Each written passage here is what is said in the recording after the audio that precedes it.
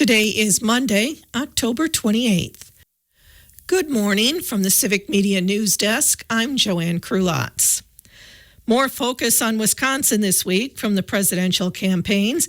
On Wednesday, just 6 days from Election Day, Vice President Kamala Harris will be in Madison and former President Donald Trump in the Green Bay area. Trump is scheduled to host a rally at the Resch Center in Ashwaubenon, joined by former Packers quarterback Brett Favre.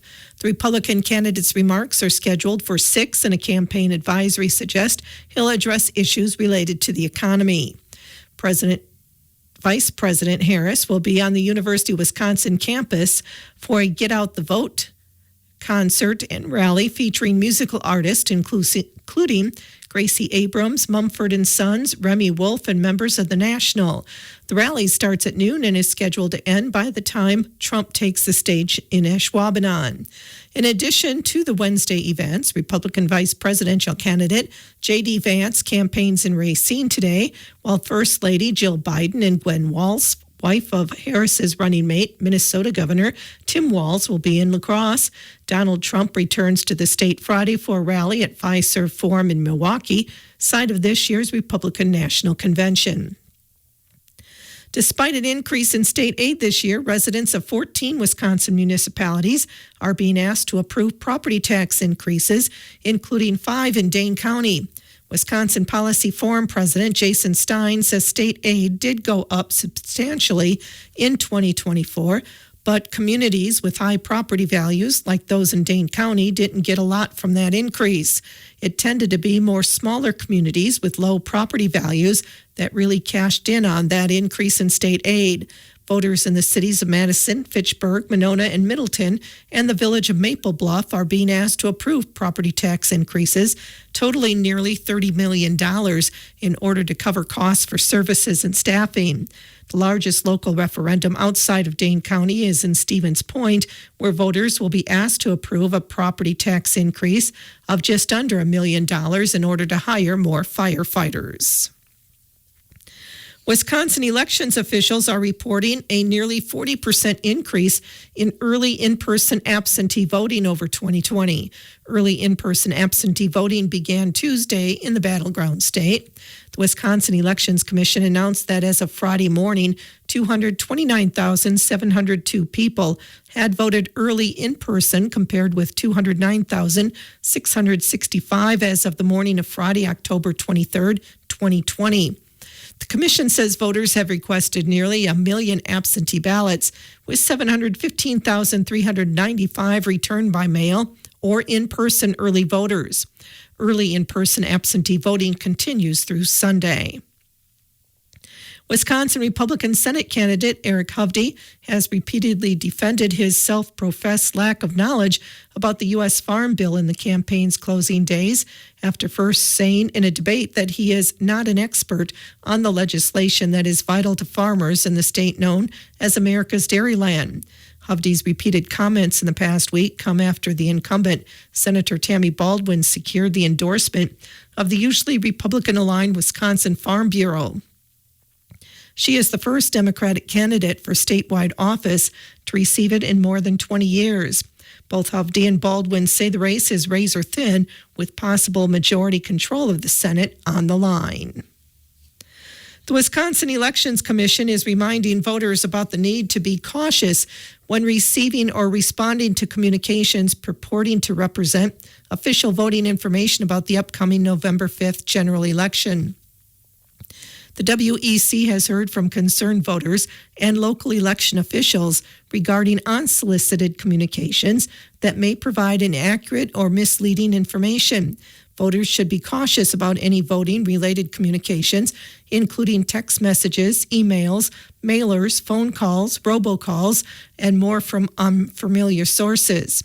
Sometimes these misleading communications even appear to mimic communications from an official government source. They often use outdated, incomplete, or simply inaccurate data that they communicate to voters.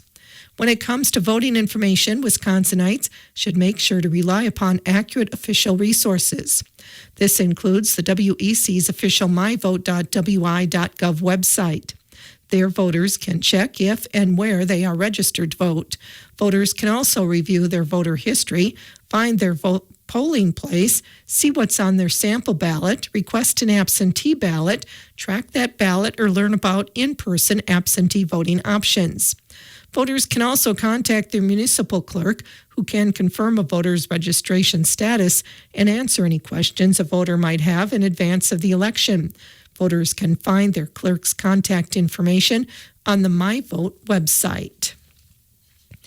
Agents with the Wisconsin Department of Justice sought cell phones, computers, and other devices as part of an investigation for possible election fraud by Wausau Mayor Doug Dinny, according to a copy of a search warrant obtained by WisPolitics.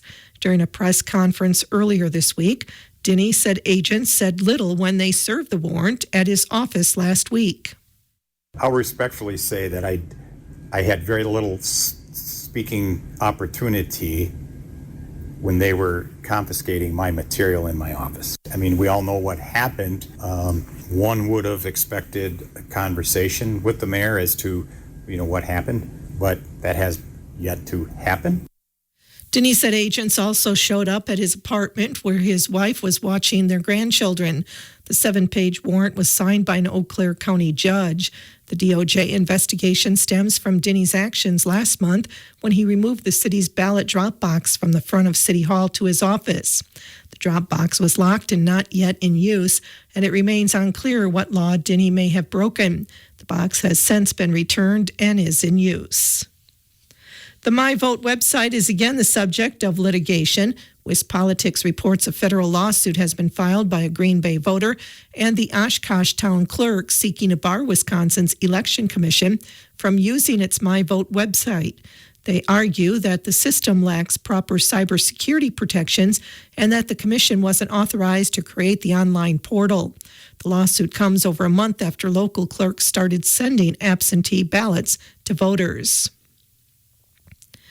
A Chinese company is bringing back the Snapper brand.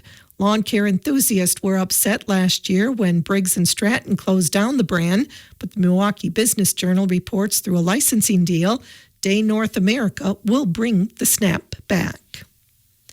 As more Wisconsin students continue to struggle with food insecurity, State Superintendent Dr. Jill Underly has proposed increasing access to meals at school by providing all Wisconsin students access to nutritious breakfast and lunch at no cost to families. Dr. Underly is calling for universal free meals as part of her 2025-27 biennial budget request during a news conference Thursday in Kenosha. Dr. Underly's universal free meals proposal, totaling nearly $294 million, expands access to nutritious school meals to all Wisconsin students. The 2023 Youth Risk Behavior Survey shows 1 in 4 Wisconsin high school students reported hunger due to a lack of food in their home. Under the proposal, the DPI would create a new supplemental nutrition aid program, offsetting costs to students and families for meals received while at school, both breakfast and lunch. In addition to the universal free meals proposal, Dr. Underly's 2025-27 biennial budget request will fund the school breakfast program at a reimbursement rate of 15 cents per meal and expand participation to include independent charter schools, the state's residential schools, and residential child care centers, which would amount to $6.1 million over the biennium. Strengthen local food supply chains by creating a new program encouraging school districts to buy directly from local farmers and producers and incorporate fresh, high-quality, locally grown foods into school meal and snack programs at a cost of $10 million over the biennium. Fully fund the school day milk program so more Wisconsin students have access to milk while at school, a cost of $458,900 over the biennium, and create a new grant program to allow schools to purchase milk coolers or equipment to convert to bulk milk dispensers at a cost of $150,000 over the biennium. These nutrition provisions add up to an additional $311 million in investment in nutrition for children. The DPI's budget request, to be released in full in November, will propose additional significant investments in K-12 public education. More people are working in Wisconsin, according to new numbers from the Department of Workforce Development. Civic Media's Melissa Kay has the story.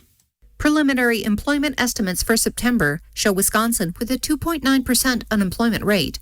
This is 1.2 percentage points below the national unemployment rate of 4.1%.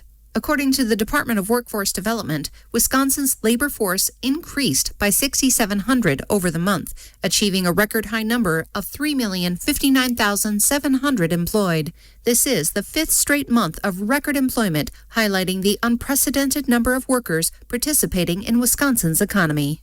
I'm Melissa Kay, Civic Media News.